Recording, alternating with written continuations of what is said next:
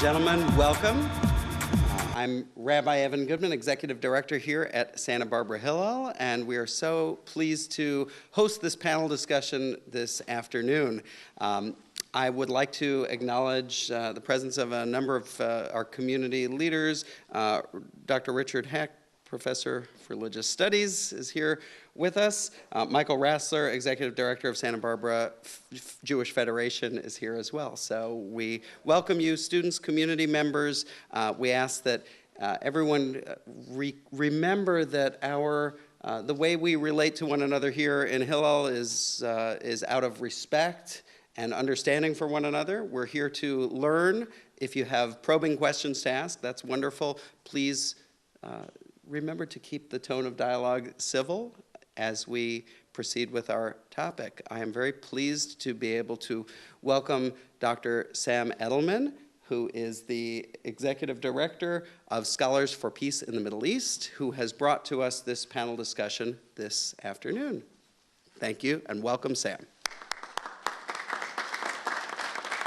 Thank you, Rabbi. This is, I must say, a very hearty welcome to you all for being here, and a grateful thank you to Richard and to Rabbi Evan and to the students who were involved in putting this together. You did an amazing thing in such short notice, so I can't say enough how grateful we all are for you doing this and to have such a wonderful turnout as well. This project, this panel on the unilateral Declaration of Independence has been put together and sponsored by a number of organizations that need to be acknowledged. StandWithUs has been a very big supporter of this, as has Scholars for Peace in the Middle East. And another organization, the Israel Campus Coalition's program on Real Partners for Real Peace, are the sponsors of this, and we want to acknowledge their involvement as well. So it's a wonderful collaboration, cooperation. A moment of word about Scholars for Peace in the Middle East for you all so that you know who we are and what we do. We're an organization that began in 2002 when campuses on both the West Coast and the East Coast began to explode with anti-Israel and anti-Semitic activities that were taking place, and a group of college professors began to say, what's going on here? Where's the civil discourse with regard to this? We seem to be turning into situations similar to Europe. And the response was 15 faculty began with an email list, and today we're now at around 50,000 academics all over the world on 4,000 campuses and 43 chapters in South Africa and Europe, the United States, Canada, Latin America, and Australia. So we are a fairly large organization of academics who are concerned about issues on the Middle East in general, about academic freedom in the Middle East and the status of academics in the Middle East. And specifically with regard to the Arab-Israeli conflict, looking to have a fair and direct understanding of the situation without polemics and without propaganda.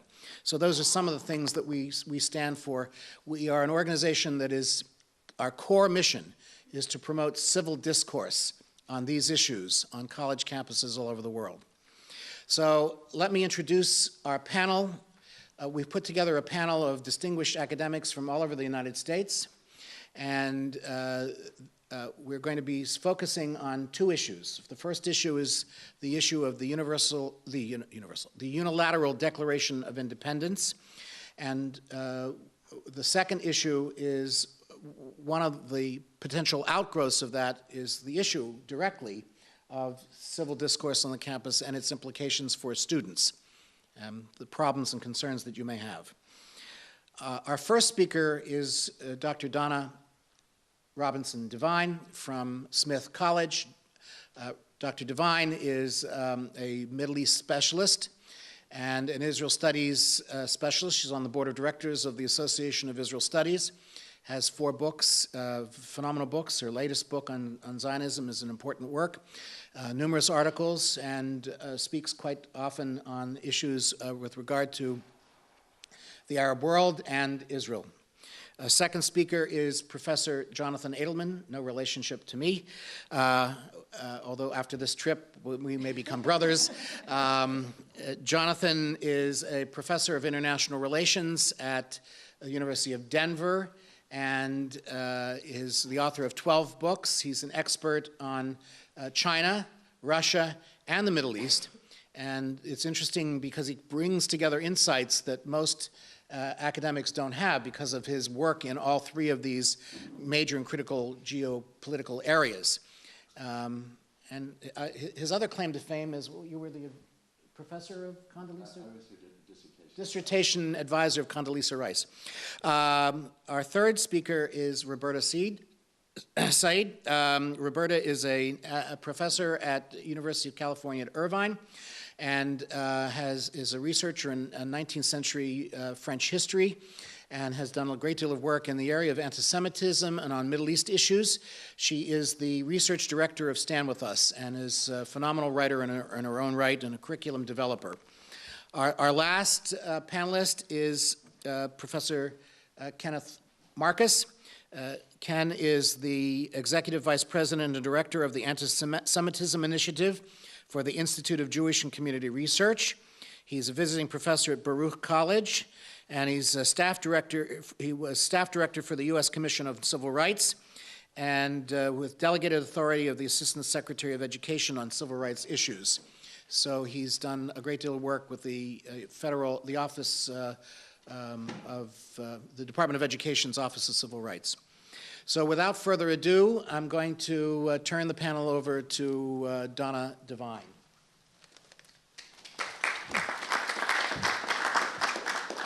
Thank you. Thank you very much for setting this up. I'm very grateful. I'm going to speak a bit about what prompted Mahmoud Abbas to turn to the United Nations to gain admission and talk about what the consequences of that might be, what we know and what we don't know. If I don't, I'm given 10 minutes. If I can't cover what you're most interested in, please raise questions during the Q&A, and I'm comfortable answering anything about Middle East politics in general. So negotiations that have lasted 18 years and show no sign of bringing the conflict or resolving the issues that are still defining what is called the Middle East conflict. The diplomatic failure by a president who arguably may be the most sympathetic American president to the Palestinian plight, his promise to reinvigorate negotiations to resolve the Middle East conflict, but failing to get the Israeli government to negotiate on the basis of stopping construction and pledging to negotiate based on the 1967 lines, the lines that were that divided Israel from what was then Jordan or the Gaza Strip before the 1967 war. These failure to do that, which symbolized perhaps the failure of America to exert enough pressure that would give the Palestinians what they feel they need or want or a favorable outcome to these negotiations. A president of the Palestine Authority who was in office long past his expiration date because elections were supposed to have been held for the Palestinian president 2 years ago, and a loss of popularity and perhaps legitimacy, a divided Palestine, a Palestinian people divided not simply by geography and status, but a Palestinian politics that is divided amongst a variety of forces, the most famous of which we know are the Palestine Authority and the PLO, which at least promises to try to resolve the conflict in terms of a two-state solution. Religious groups, religious political groups like Hamas and the Islamic Jihad, which say no part of Palestine can be non-Muslim or non-Arab. Secular Palestinians who believe that Palestine, that the struggle has gone on for so long that the Palestinians might as well struggle until they can reach all of what they want, which is a single state of Palestine, where refugees who have lived out in camps and outside, or their descendants in camps, can then return to their homes, wherever those homes were, regardless of what has developed since they were living outside of their homes. Even a Palestinian diaspora that is not consolidated in terms of funding and authority. All of these divisions were compounded, and all of these difficulties were compounded by what's called the Arab Spring. The eruption beginning in late December and then moving in late December in Tunisia, moving to Egypt in January through February, three dramatic weeks which produced the resignation of Hosni Mubarak, the major patron of the Palestine Authority and the major patron of Mahmoud Abbas, looking at this upheaval where all of the demonstrators, or many of the demonstrators, are very sympathetic to the Palestinian cause, but if they're going to focus on restructuring their own countries, their own societies, their own economies, bringing some measure of freedom to an Egypt, how much time will they have for the Palestinian cause, even in those countries that have been threatened but their regimes not overthrown by the Arab Spring, like Saudi Arabia or the Gulf states? Even they feel embattled because of what's happening in the Middle East. And Mahmoud Abbas, the president of the Palestine Authority, too feels threatened by the Arab Spring. There have been attempts by young Palestinians who work with Facebook and social networking to start demonstrations to change the political dynamic. They've been closed down. There have been attempts on the Gaza Strip. They've been closed down more harshly. So all of these events convinced Mahmoud Abbas that the Palestinians faced a new dynamic. They faced a weakening position vis-a-vis the Israelis in negotiations. So he looked to the United Nations and the international community to try to change the dynamic in some particular way. Now, having said that these factors motivated him to turn to the United Nations, what does he want from the United Nations? And more importantly, what can he get from the United Nations that he possibly couldn't get from the old-fashioned negotiations, which didn't lead to where he wanted them to lead, at least yet. And this is where ambiguity takes hold. Because in Mahmoud Abbas's very impassioned speech to the General Assembly, he talked about Palestinian suffering under the occupation, suggesting that he wanted to end the occupation and establish a state. At the same time in that speech, he makes a reference to Yasser Arafat, which does him no good vis-a-vis Israel. Perhaps in the general Palestinian world might be helpful. And in a sense, he's speaking to Palestinians in the General Assembly or speaking to the international community. But we know that his bid to gain membership at the United Nations Security Council is going to fail. We know that because thus far he doesn't even have a majority of the votes at the Security Council, and the Americans have stated very clearly and repeatedly that they're going to veto such a resolution. So if he wants enhanced United Nations recognition, he will have to turn to the General Assembly. And it's unclear at this point if he's turning to the General Assembly to use the instruments associated with the United Nations and the international community to try and damage Israel, to bring the Israeli government to the International Criminal Court, or members or politicians and military people to the International Criminal Court, or he's merely trying to get more support for Palestinian objectives in negotiations with Israel. So going to the General Assembly, again, is not, it's not fatal to the negotiating process. It depends what he's asking for. And here we get to really the heart of the problem with these negotiations. Because in truth, even if you get the Palestinians and the Israelis back to the negotiating table, and I assume they're going to be back to the negotiating table, they're not at this point able to really resolve the Middle East conflict, to resolve all the issues that separate Palestinians and Israelis. Number one, Mahmoud Abbas, for all the divisions that I described, and for all of the issues that surround, the ambiguities that surround really what his intentions are, Mahmoud Abbas cannot deliver a peace that that makes it possible for the Israelis to give up the kind of land and the kind of authority and to give the Palestinians what they want. In other words, neither side can produce a peace that would satisfy the other side, for a whole host of reasons that we possibly can get into, but I can detail.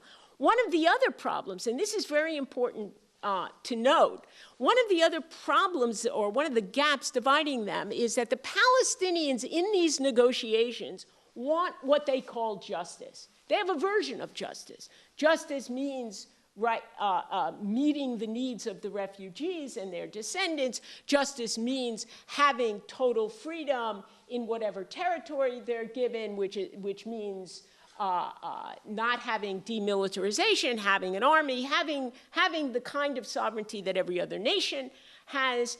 And the Israelis, as you know, I'm a teacher also of political theory, Aristotle will tell you that one person has a view of justice, and it's not always identical to another person. The Israelis have their version of justice, but more importantly, the Israelis are going into these negotiations based on facts.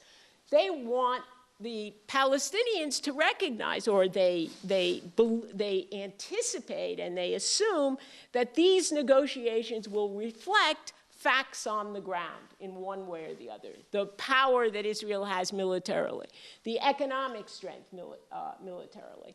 So one group is talking in one language while the other group is talking in another language. They can't resolve that difference yet. Ironically, what they can do and what they are doing, as I saw in Jerusalem a few months ago, is there's enormous cooperation. When you focus on trying to get the economy started, trying to improve the economy, trying to improve the infrastructure, trying to improve the possibility for tourism, when you talk about concrete problems, the Israelis and the Palestinians are wonderfully cooperative and creative. And they have a common interest in doing that. So ironically, it's better for them not to talk. It's better for them to just engage in community building, institution building, and economic development. Okay, so we have heard from Donna an excellent exposition on how the Palestinians see the world. What we're going to talk about here is how the world sees the Palestinians. And when we do, we actually find that there's a great divergence from the popular view of an overwhelming love for the Palestinians around the world and the realities, at least at the elite level, of many powerful states in the world, which is very different than that popular conception of how the world looks at the Palestinians. And first of all, we ask ourselves a simple question. As Professor Devine said, why is it that if there is all of this support for the Palestinians, that not only has the United States pledged to veto their application for membership in the United Nations, in the Security Council, but also we see the European Union, we see the Russians, we see elements in the United Nations and the United States, in the quartet, also, just 2 days ago, very implicitly reject the fundamental Palestinian demand and instead say they want immediate negotiations between the two sides. And there are several aspects here that are very important. Number one is that when many countries around the world look at the Palestinian application, they are wondering if we approve this application, what is to prevent the other 4,000 peoples in the world who have land, who have culture, who have history, who have a long and millions of people living in a particular area from also gaining this, so that now we have 192 states, but we could have several thousand states. Because what are the prime prerequisites, as far as most states are concerned, for a Palestinian or any other country applying for membership in the UN? First of all, simply on a currency level, a common currency. And there is no common currency in the Palestinian areas. Secondly, demography, that if we're going to admit this state, it should at least consist overwhelmingly of the great majority of people of that particular ethnicity or nationality, or even in some cases religion, in that particular area. Palestinians fail that test too by a wide margin, because 40% of the Palestinians, even in the immediate area, are in Gaza, under Hamas, which rejects openly the UN application. And if we consider even the broader area, considering the Palestinians who live in Jordan, the ones who live in Israel, the ones who live in Syria, you could argue that West Bank Palestinians don't even represent a third of the Palestinians, even in the immediate region. If we ask about politics, the world has changed dramatically in the last 100 years, indeed in the last 20 years. Today we have over 80 new countries around the world that have some form of democracy. We're so used to it, we don't even notice when they have a battle in Nigeria, of all places, which could win the race for the bottom in the most corrupt country in the world, and yet Colonel Obasanjo actually gave up his position after 2 terms. We look out at the Ivory Coast, and we say they're having democratic elections. Ukraine, when they want to get rid of Yushchenko and bring in Yanukovych, they have genuinely democratic elections. Even Russia, in the Chicago mode, decides they need semi-democratic elections. Okay, they know beforehand who will win, but at least there's a vague relationship to public opinion polls. In fact, in all of Europe, Western, Central, Eastern Europe, there's only one country left, and Lukashenko's Belarus, which openly rejects democracy. So people are saying, we need a democratic state. And yes, there was one election in Gaza and there was one election on the West Bank, but we are now past the term that they were elected for, and no indication that there will be another democratic election in Gaza, mainly because Hamas would lose dramatically, and unclear whether there ever be one in the West Bank. We also want economically global integration. This is a powerful element of the 21st century. When we look at Israel, we see $45 billion worth of exports. We see $17 billion of high-tech exports. When we look at the West Bank, we see not only an area which wouldn't meet any first-world criteria, but really doesn't even meet a third-world criteria. In other words, while the United States is $46,000 gross national product per capita, the West Bank is probably barely $2,000. It's in dire fourth world poverty, and close to half of all the money that is received by the government in revenue comes from foreign donors. In other words, it's essentially a foreign welfare dependency. And so when we look at all these criterion that are traditionally considered important, and finally, that they should have defined borders, defined and accepted borders with their neighbors. That also doesn't exist in this case between the West Bank and Gaza and Israel, and in some other cases even Syria, which hasn't yet yielded its claims to South Syria. So when we look at all of this, nations of the world wonder quietly in private. If we allow the Palestinians to go forth, we will be deluged by other peoples demanding that their own membership, perhaps led by the Kurds, with 25 million people scattered in 5 other nations. But it goes beyond the question of the particularities of the Palestinian application.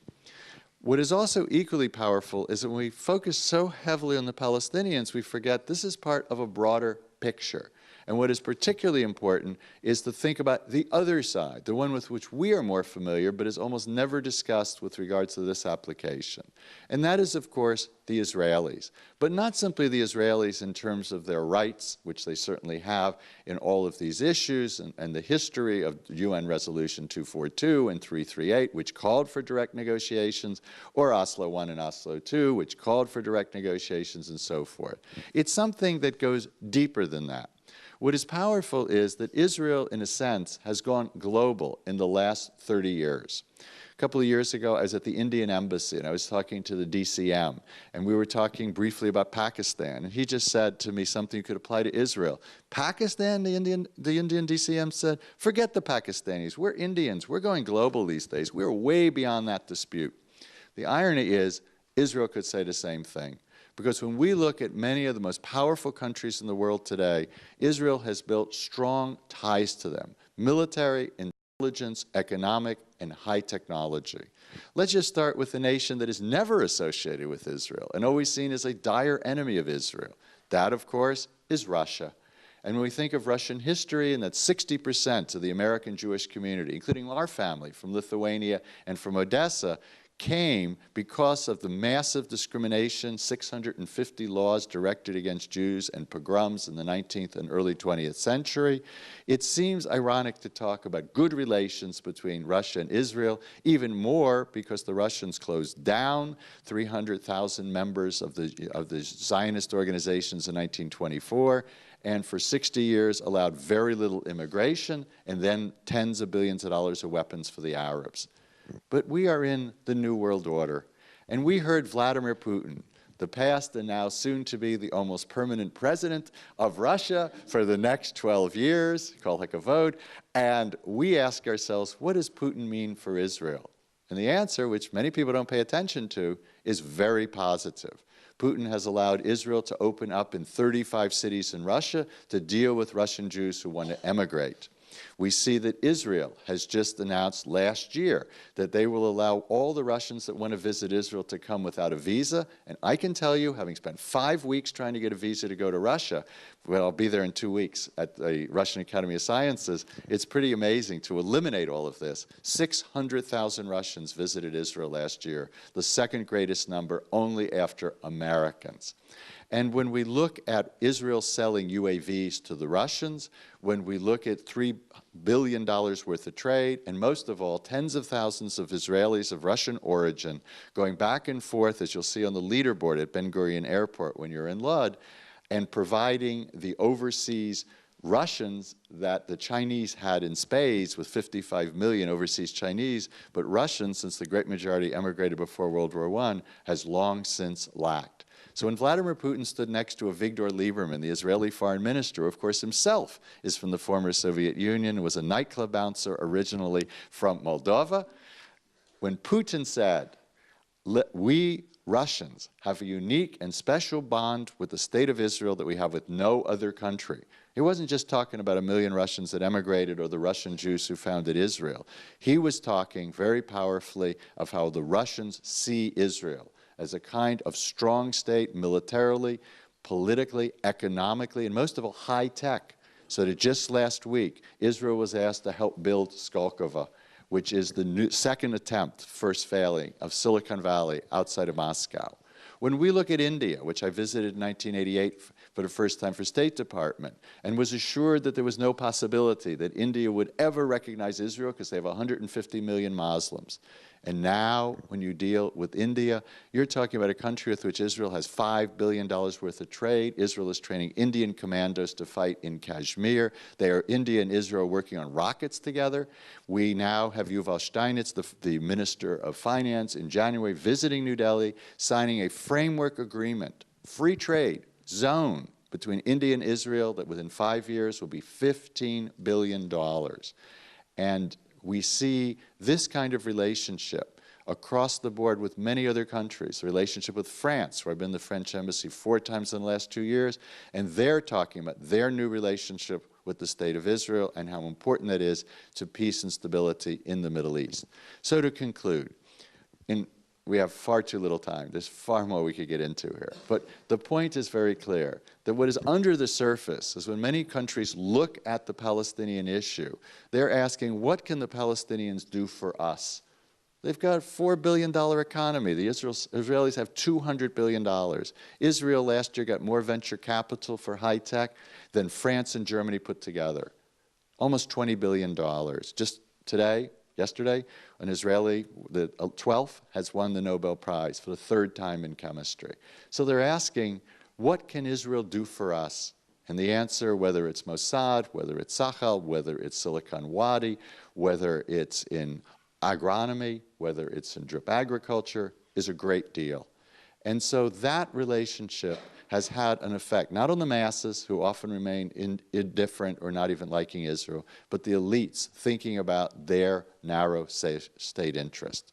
And so overall, what is powerful here is that there's one idealistic image out there that is often portrayed of the Palestinians, but as far as many states care in the world today, even Nigeria and Gabon are sitting there thinking about which state is more important to them. Their kind of moral indignation over the rights of the Palestinians, or the practical things that relationship with Israel, and of course its American ally and the Europeans, matters to them. And in the end, there's no question, Gesundheit, there is no question that state interest and the creation of massive ties, summed up by one little number you should remember. How many states in the world today recognize Israel? In 1950, 30. In 1988, 80. Today, 162 states recognize the State of Israel. Truly, we live in the new world order. Thank you very much.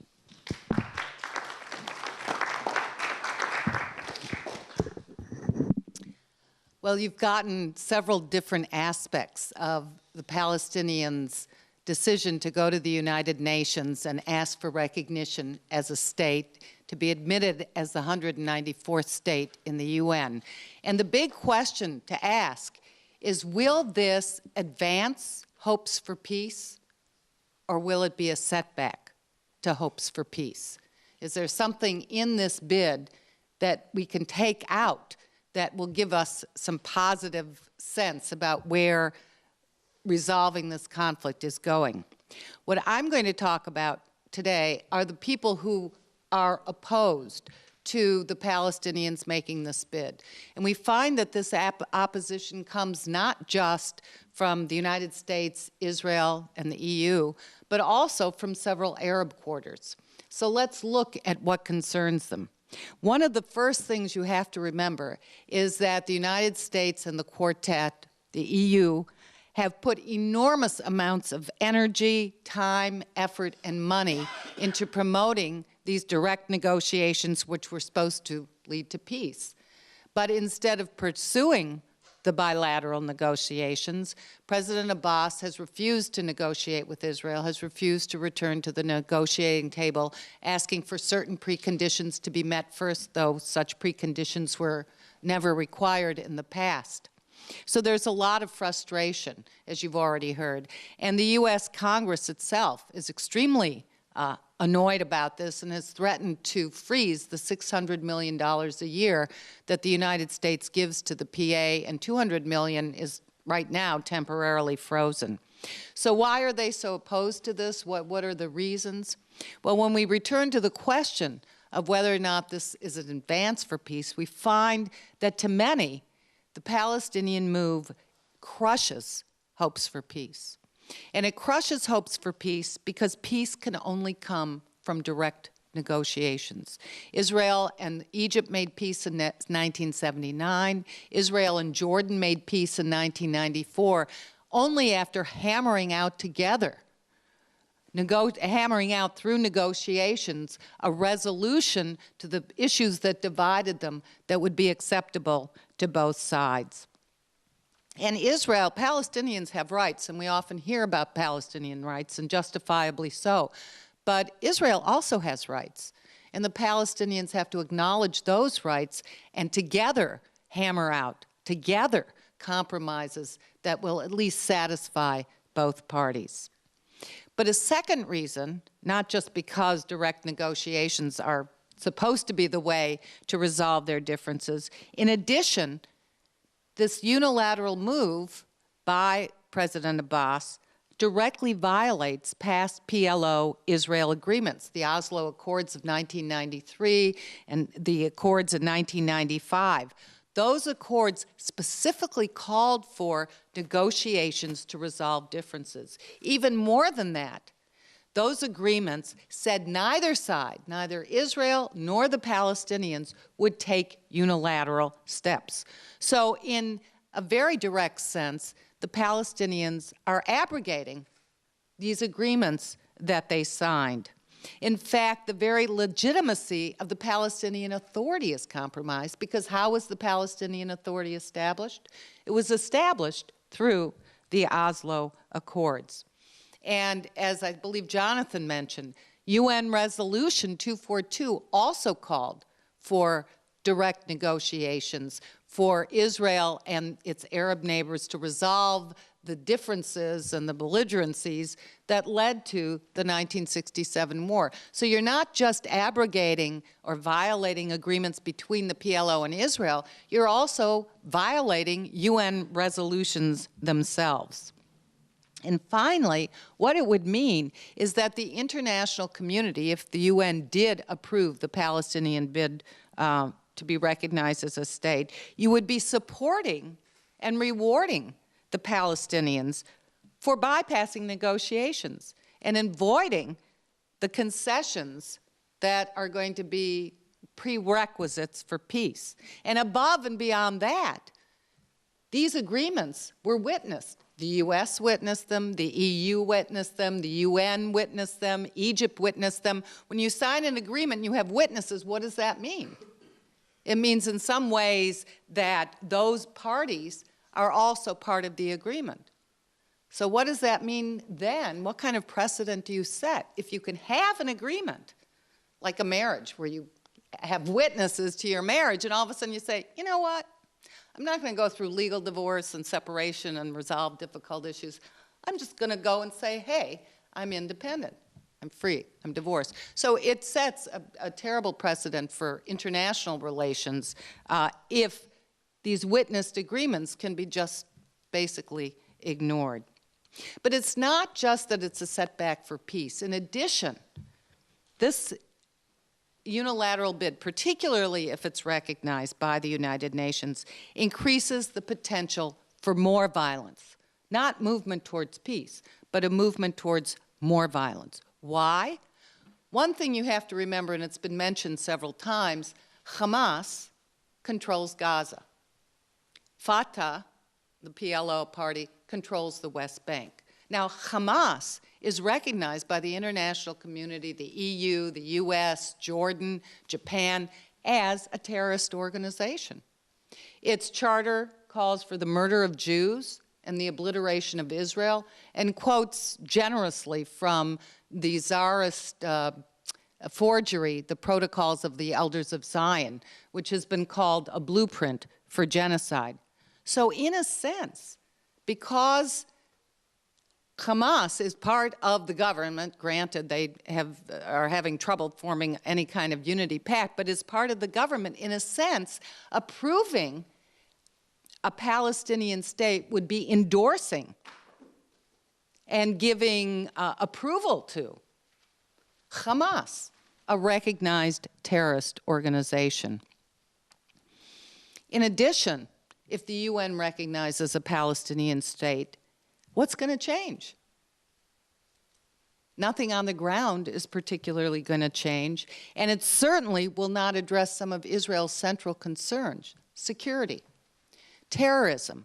If Hamas takes over the West Bank, Israel's going to face rocket attacks, 10,000 rockets, 8,000 rockets between the time it pulled out of Gaza in 2005 and the beginning of the Hamas war in 2008.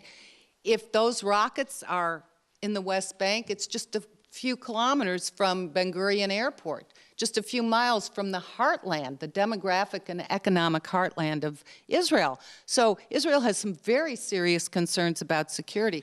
But it's not even just from the West Bank and other terrorist groups like Hamas and other terrorist groups as well, but Israel lives in a region that right now is extremely unstable. Iran has been calling for the obliteration or disappearance of Israel. You have Syria in turmoil. Israel has a lot of security. It's lost Turkey, it appears right now, as a primary ally. So you have a lot of security concerns on Israel's part that need to be addressed. And if a unilateral bid for statehood is recognized, none of them will be addressed. But it also increases the potential for violence and war because, as I said, on the ground, what's going to change? You wake up tomorrow and find out California's just, or UC Santa Barbara's just been declared an independent state. What's really going to change? You might lose a lot of money, but what's really going to change? Nothing's really going to change there because none of the outstanding issues will have been addressed, such as refugees, such as Jerusalem, such as borders. And so those resentments and frustrations will continue to seethe. And even more, many observers are concerned the Palestinians, if this is built up, we're going to become an independent state recognized by the international community. You wake up in the morning and nothing's different. It could lead to extreme frustration, anger, and disappointment, and so, in fact, lead to more violence. And there's a final concern, and that is that the recognition of a Palestinian independent state unilaterally declared could be exploited as a stepping stone for the destruction of Israel. President Abbas has repeatedly said, even if Palestine is recognized as a state and Palestinian nationalism is recognized, he will never recognize Jewish nationalism and never recognize Israel as a legitimate Jewish state. And the PA will still fight for the right of return for millions of Palestinians. And we find that even some of the more moderate parties, like Fatah, a Fatah official just said on Al Jazeera a few days ago that this is only a first step. We get this. We haven't made any concessions. We haven't had to give up anything. We're well on our way to destroying Israel. Now, I don't have much time left, so let me very quickly tell you what some of the other side says, the Arabs who oppose it. We find there are some moderate, sober-minded Palestinians like Salam Fayyad, the prime minister of the Palestinian Authority, who's very concerned about this bid, UDI as it's called, as well as the Arab League Secretary General. They're very concerned, partially because Abbas has absolutely no control over the Gaza Strip and over Hamas. Seems like a bad time to be calling for recognition of independence. But even more important, they're afraid that all the accomplishments, and Donna mentioned some of them, I can't go into them now, but a lot of the progress that's been made on the ground between Israel and the Palestinians in the West Bank will be jeopardized. Who knows what could start collapsing in terms of agreements and cooperation that have gone on. And furthermore, they're very concerned that Abbas in doing this is unnecessarily alienating the U.S. and the EU, so risking goodwill and risking a lot of money. Because as we've heard, the PA really relies on donations from the international community. But it's not just from that quarter that we get concerned. Hamas is totally opposed to Abbas going to the United Nations and asking for independence. They want one state. They want no recognition of Israel. They are angry that Abbas is acting unilaterally. He's not representing all the Palestinians. And in fact, and many of you are probably more familiar with this, the leaders of the BDS movement, the Boycott, Divestment, and Sanctions movement, have you had that on your campus, Boycott, Divestment, and Sanctions movement? Some of the leaders of that movement, Omar Barghouti, among others, Ali Abu Nima, some of the leaders, the more radical Palestinian younger generation leaders who are secular, also want a one-state solution, and they're very concerned that if Abbas does get recognition at the United Nations, that they will be giving up, for instance, one of their most cherished calls, which is for the right of return of Palestinians, and they object because they say Abbas does not recognize everybody, does not represent all the Palestinians, not all the Palestinians even within the former Palestine Mandate. He only represents the Palestinians in the West Bank, not the Palestinians in Gaza, and the numbers vary, 6 or so million Palestinians who don't even live in that territory. So what's going to happen to their cause if a Palestinian state is represented and it only represents a state, a territorial configuration that doesn't represent all the other Palestinians? So they oppose it. The Quartet nations have called for return to direct negotiations with no preconditions, and that is what we hope will happen. And I just want to add that we found after the Gaza war and after the flotilla, tremendous activism on campuses. I think there was quite a bit going on here too, with a lot of angry and rather extreme statements being made and accusations being made. I don't think we'll see this with the unilateral Declaration of Independence, primarily because these radicals like Omar Barghouti, like Ali Abu Nima, don't support it. So there's not going to be a lot of friction, I don't think. But Ken Marcus is going to talk to us about when that friction happens, what you can do about it.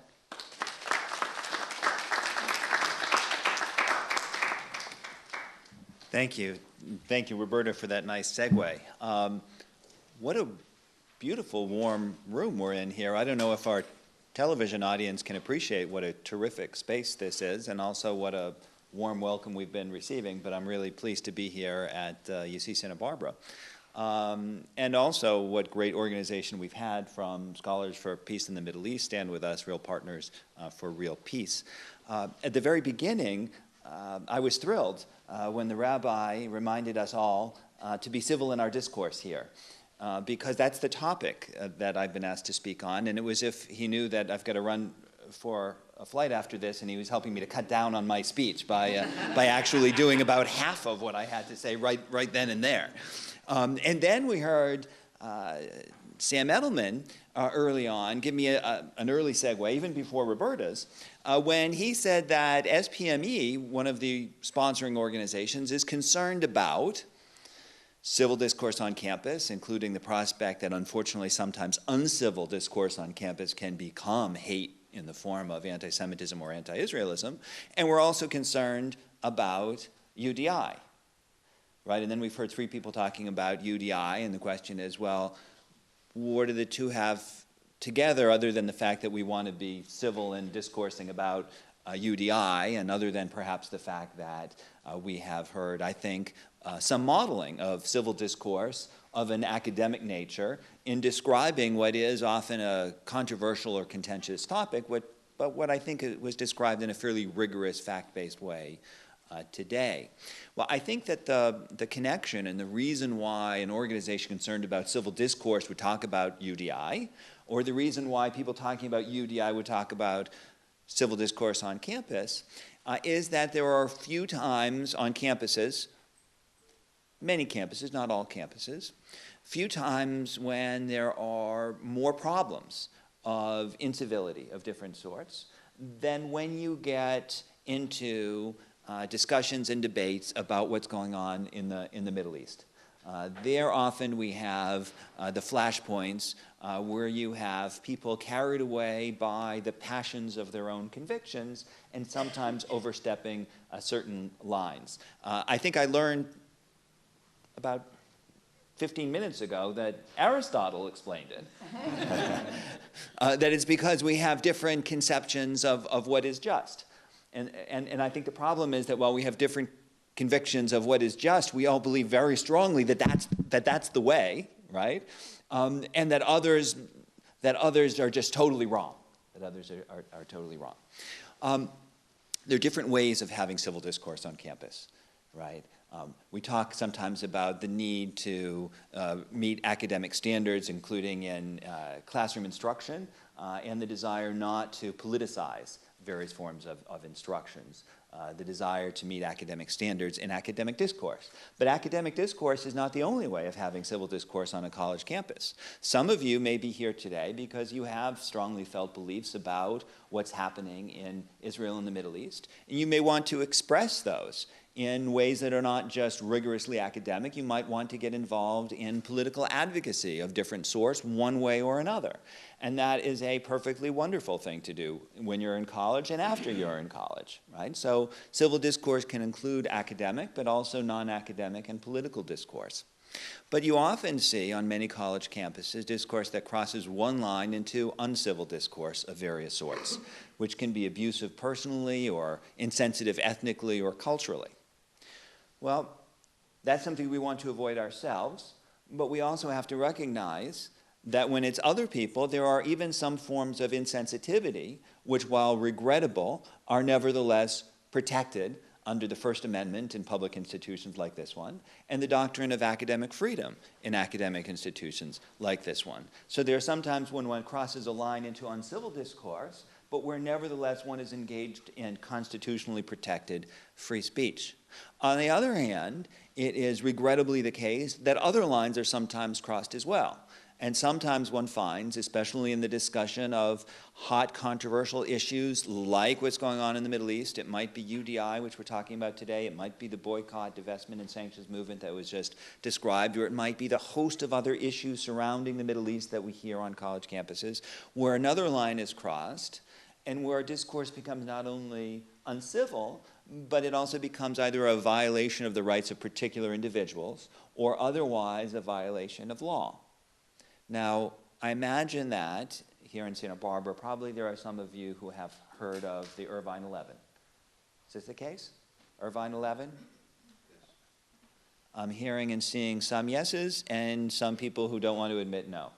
Okay, I'm seeing some no's. So I'll tell you just a little bit about that. This is a very current case, not far from here. The Irvine 11 are undergraduate students and others at the University of California at Irvine who were prosecuted recently and convicted for the way in which they interrupted a presentation on that campus by the Israeli ambassador to the United States, Michael Oren.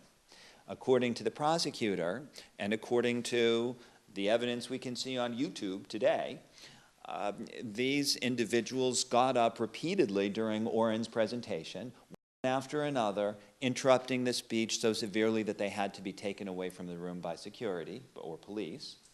And then as each one was taken away, and the ambassador tried to speak again, another one would pop up to interrupt. And later on, these individuals were videotaped congratulating themselves for having shut down the debate, for having prevented one side from presenting his opinion. So this was something that was uncivil, according not only to the university which sanctioned the students, but also to the prosecutor, and not only uncivil, but a violation of state law in the sense that it was considered to be a misdemeanor of creating a civil disturbance. That's one kind of illegal, uncivil discourse that violates a criminal statute or ordinance under California state law, but there are lots of others. I'll give you another example from this state, and that's in the University of California at Berkeley. This is another current case. Are any of you familiar with Jessica Thelber?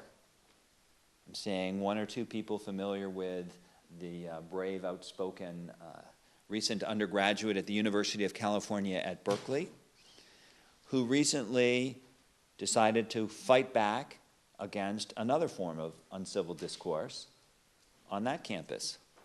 Here's the story as she tells it, and as others substantiate it. She says that one day at UC Berkeley, she was standing on campus in a quad in the middle of what was essentially a demonstration activity, and she held up a sign. And the sign said, "Israel wants peace." And she was standing out there with this sign in her hand, "Israel wants peace," when suddenly she was violently rammed from behind by the leader of an anti-Israel organization who had a shopping cart full of goods and who hit her so forcefully from behind with it that she required medical attention. And what her lawyers are saying is that not only is that student perhaps criminally liable for assault, but that in addition, the university failed to meet its duty of due care, that's the legal term, which is to say that given the number of other incidents in which Jewish and pro-Israel students had been either threatened or assaulted, the university had a duty to protect them in these situations, which it failed to do.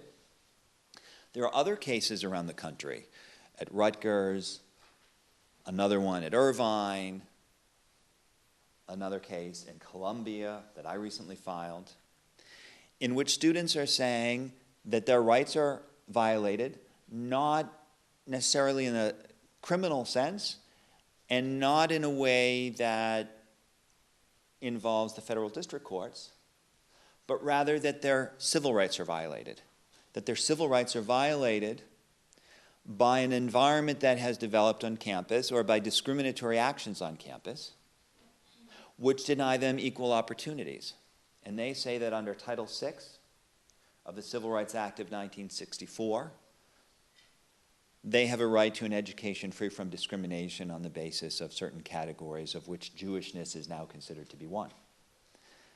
So for instance, in Irvine, where there was a 10-year pattern of activity even before the ambassador's lecture, which allegedly involved stalking and vandalism and threats and all sorts of things, both verbal conduct and also nonverbal conduct, the students are alleging, and this is still pending on appeal within Irvine, within the Office for Civil Rights, the students are alleging